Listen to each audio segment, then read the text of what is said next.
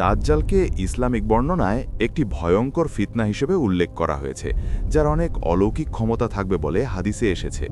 বলা হয় সে মানুষকে বিভ্রান্ত করার জন্য মৃত ব্যক্তিকে জীবিত করার মতো ভেলকি দেখাতে পারবে, যদিও তা আসলে আল্লাহর পক্ষ থেকে পরীক্ষা।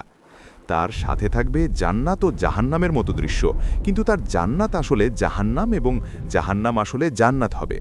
সে দ্রুত পৃথিবী ভ্রমণ করতে পারবে এবং অধিকাংশ মানুষকে নিজের দিকে আকৃষ্ট করবে। তার এক চোখ অন্ধ থাকবে এবং কপালে কাফের লেখা থাকবে, যা মুমিনরা বুঝতে পারবে।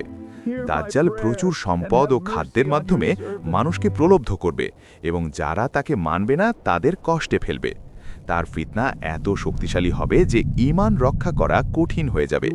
তবে সত্যিকারের মুমিনরা আল্লাহর উপর ভরসা রেখে তার থেকে বাঁচতে পারবে। শেষ পর্যন্ত ঈসা আলাইহিসসালাম পৃথিবীতে ফিরে এসে দাজ্জালকে পরাজিত করবেন।